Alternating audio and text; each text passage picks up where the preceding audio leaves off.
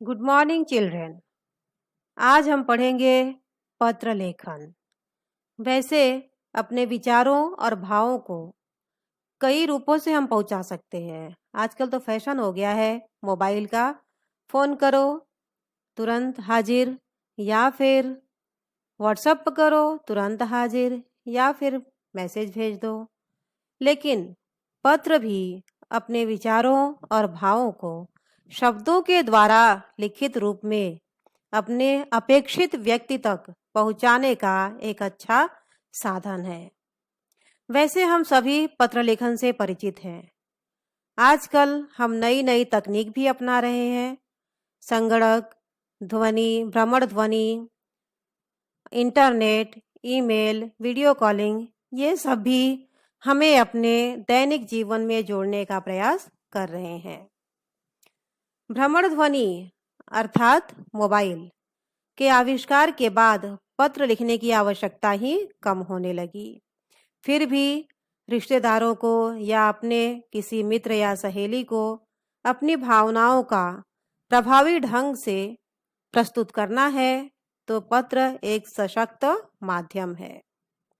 इस कला को यानी पत्र लेखन की कला को आत्मसात करने के लिए अभ्यास की आवश्यकता होती है, प्रैक्टिस की जरूरत होती है।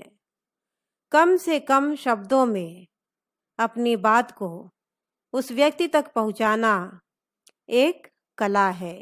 एक सही भाषा का प्रयोग करना एक कुशलता है। अब जिस पद्धति से पत्र लेखन करते आए हैं हम, उसमें नई तकनीक के अनुसार थोड़ा बदलाव हुआ है।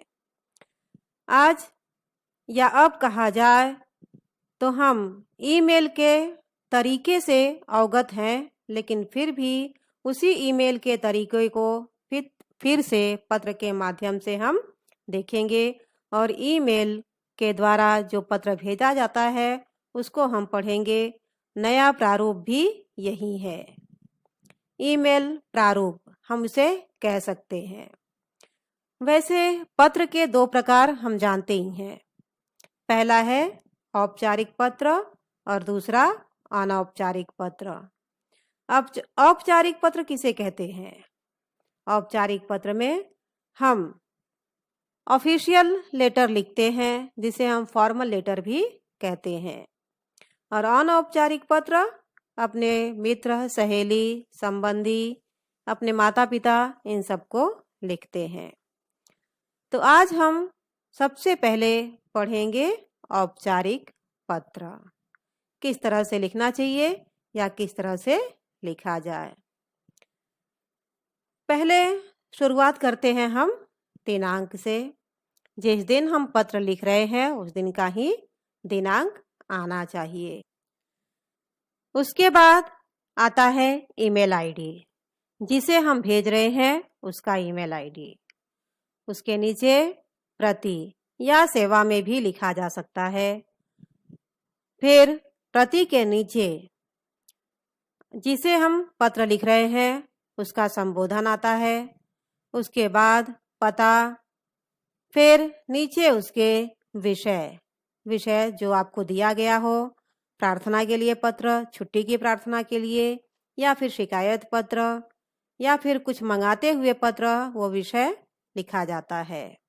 उसके बाद महोदय या महोदया जैसा होगा, ज़्यादा से ज़्यादा हम महोदय ही लिखते हैं।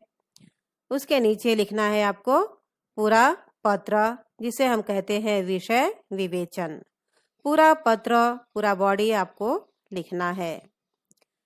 इसके नीचे भवदीय या भवदीया। अगर आप लड़के हो तो भवदीय, लड़की हो तो भवदीया आपको लिखना है। उसके नीचे कंपलसरी आपको हस्ताक्षर करने हैं।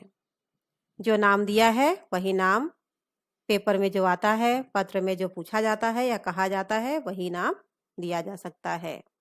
उसके नीचे नाम, पता और फिर ईमेल आईडी।